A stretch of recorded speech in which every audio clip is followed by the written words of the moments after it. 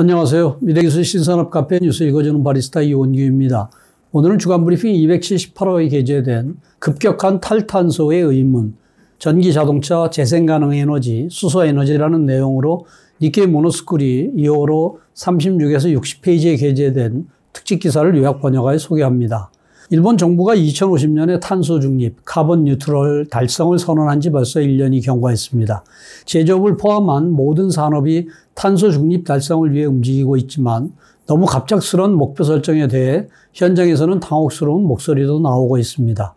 축적해온 기술이나 실적을 무시하고 이상론만 내세워서는 제대로 진행되지 못합니다. 탈탄소로 주목을 받는 전기 자동차나 재생가능 에너지, 수소에너지에 대한 과제를 검토해 봅니다. 파트 1은 총론으로 탄소 중립, 즉 온난화 가스 배출 실질적 제로는 어딘가 납득이 가지 않는다고 느끼는 사람이 적지 않습니다. 니케이 모노스쿨이가 실시한 탈탄소에 대한 의문점 조사 앙케트에서는 485건의 자유의견이 나왔는데 그 일부를 확인해 봅니다. 2020년 10월 스가 요시히데 당시 총리가 2050년 탄소 중립 달성을 목표한다고 선언한 지 1년여가 지났습니다. 2020년도에 일본의 온난화가스 총 배출량은 11억 4,900만 톤인데 정부는 2030년도에 2013년도 대비 46% 감소한 7억 6천만 톤까지 삭감하고 2050년도에는 실질 제로로 하는 목표를 내걸었습니다. 2020년 10월의 선언은 세계 120개 이상의 나라 및 지역이 탄소 중립을 목표한다고 선언한 가운데 보조를 맞춘 선언입니다. 그 이후에 산업계에서는 탈탄소 움직임이 급속히 가속화되었는데 그 영향은 제조업을 포함한 거의 모든 업계에 미치고 있습니다. 다만 지금까지 일본 기업의 에너지 절약 기술이나 환경 기술이 세계에서 크게 뒤처져 온 것은 아닌데 연비가 좋은 하이브리드 차나 고효율 화력발전 등이 그 대표격이었을 것입니다. 아울러 일본의 이산화탄소 배출량 가운데 제조업을 포함한 산업 부문은 34.7%를 차지합니다. 가장 많이 차지하는 곳은 철강업계로 산업 부문의 40.2%, 일본 전체의 14%를 차지합니다. 물론 철강업계는 이전부터 프로세스 개선이나 폐열 회수에 착수하고 있으며 일본 철강연맹은 2016년도에 일본의 철강업의 에너지 효율은 세계 최고 수준으로 에너지 절약 대책의 여지는 적다라는 견해를 보였습니다. 그런데 세간의 분위기는 탄소 중립이라는 한마디에 엄격해졌으며 철강업계를 포함하여 성실하게 환경 대책을 추진하던 기업들도 마른 수건을 더 쥐어짜야 하는 난제에 부딪혔습니다. 본 특집에서는 전기 자동차와 재생가능 에너지와 수소 에너지의 세 가지 기술에 대해 고찰합니다. 모두 탈탄소를 상징하는 기술이라고 할 수 있기 때문인데 이들에 대한 솔직한 의문이 제조업 현장에서 소용돌이 치고 있는 것은 사실입니다. 대표적인 예가 전기 자동차입니다. 일본은 하이브리드카에서 앞서왔지만 유럽이나 중국의 움직임에서 볼 수 있듯이 전기 자동차로의 시프트를 전제로 모든 이야기가 진행되고 있습니다. 과연 전기 자동차는 정말로 최적해일까요? 어디까지 탄소 중립에 공헌하는지 숙고하지 않고 전기 자동차 추진으로 크게 시프트하고 있다고 일본 종합연구소의 이쿠마 펠로우는 전기 자동차 버블이라고도 말할 수 있는 지금의 상황에 경종을 울립니다. 본지 앙케트의 자유의견에서도 라이프 사이클 전체에서 EV는 CO2를 삭감할 수 있는가, 전기 자동차가 증가하면 전력의 수급 밸런스는 어떻게 되는 것인가 등의 의견이 나왔습니다. 재생가능 에너지나 수소도 마찬가지입니다. 피트 제도, 즉 재생가능 에너지로 발전한 전력을 나라가 정한 가격으로 전기사업자가 매입하는 제도를 배경으로 태양광 발전이나 풍력 발전에 대한 기대는 큽니다.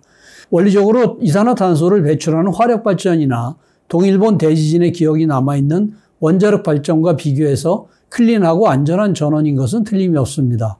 반면에 주력 전원으로서 재생가능 에너지에 기대를 걸어도 되는지 불안해하는 사람도 적지 않습니다.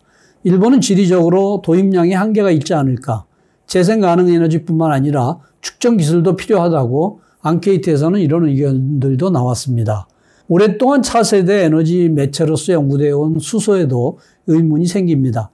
연료전지 자동차나 수소만원 제철 등으로 최근에 많은 주목을 받고 있지만 비용과 함께 제조 및 수송 시에 이산화탄소를 배출한다는 과제가 있습니다.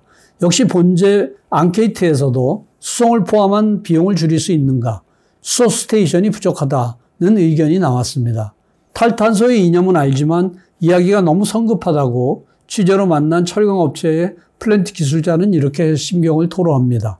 그러나 지속 가능한 사회를 목표하는 데 있어서 이산화탄소의 삭감 자체는 피할 수 없는 과제이며 기술 경쟁도 치열합니다. 이미 태양광 패널이나 전기 자동차의 생산량에서는 중국이 일본을 압도하고 있습니다. 실속 있는 탈탄소로 비즈니스 기회를 잡기 위해서라도 관련 시장과 기술의 동향을 냉정하게 판별할 필요가 있습니다. 파트 2는 전기 자동차로 전기 자동차를 전제로 모든 논의가 진행되고 있는 것 같다. 마치 전기 자동차가 탄소 중립의 비장의 카드인 것처럼 여론이 조작되고 있는 것 같다고 니케이 모노스쿠리가 2021년 12월부터 2022년 1월에 걸쳐 실시한 탄소 중립에 대한 의문점 조사에서 응답자로부터 이러한 의견들이 나왔습니다. 전기 자동차 보급이 탄소 중립에 공헌한다고 생각하는가라는 질문에 대해서는 공헌한다는 회답이 61.5%, 공헌하지 않는다는 회답이 33%로 30% 이상이 전기자동차 편중에 회의적인 시각을 가지고 있습니다. 총 발전량의 약 75%를 화력발전에 의존하고 재생가능 에너지의 단가가 화력발전보다 비싼 일본의 전력 사정을 감안하면 LCA 베이스에서 탄소 중립의 실현이 강조되고 앞으로의 논의가 필요하게 될 것입니다. 파트 3는 재생가능 에너지로 태양광 발전이나 풍력 발전을 비롯한 재생가능 에너지는 안전하고 이산화탄소를 배출하지 않는 전력으로서 탈탄소에는 빠뜨릴 수 없는 전력으로 여겨집니다. 일본 정부는 21년 10월에 발표한 제6차 에너지 기본계획에서 재생가능 에너지의 주 전원화를 철저하게 한다고 하고 전원 구성에서 재생가능 에너지 비율을 증가시켜 2019년도 18%에서 2030년도에 36에서 38%를 목표로 한다고 밝혔습니다. 그러나 재생가능 에너지로 화력발전소나 원자력발전소와 같은 발전량을 확보하려면 설치 장소에 제한이 생기는 것은 누구라도 알 수 있는 것입니다. 파트 4는 수소에너지로 지금만큼 탄소 중립에 대한 관심이 높아지기 전부터 수소는 차세대 청정에너지로 주목을 받아왔으며 수소 기술은 현재 백화요란의 양상을 보이고 있습니다. 재생가능 에너지에 의한 발전이 왕성한 국가나 지역에서는 물을 전기 분해하여 수소를 제조하는 시도가 시작되고 있습니다. 수소를 저장 운반하는 기술도 압축 수소나 액체 수소만이 아닙니다. 운반 기술이 확립되어 있는 암모니아는 수소의 수송 매체로 주목받고 있으며 수소 흡장 합금은 고밀도로 안전하게 수소를 저장 가능하다고 하여 기대를 모으고 있습니다. 수소 사회를 위해서는 두 개의 커다란 벽에 직면하고 있는데 우선은 저렴한 가격의 수소를 어떻게 제조하고 운반할 것인가, 그리고 그 일련의 공정에서 여하이 이산화탄소의 배출을 억제할 수 있는가입니다. 파트 5는 숫자로 보는 현장으로 니케이 모노스쿠리가 실시한 앙케이트 조사에 의하면 전기자동차가 가솔린차를 대체하는 비율은 과반에 이르지 못한다거나 2030년에 재생가능 에너지의 비율을 36에서 38%까지 높이는 정부의 목표는 달성할 수 없다고 생각하는 사람이 각각 70%에 이르고 있습니다.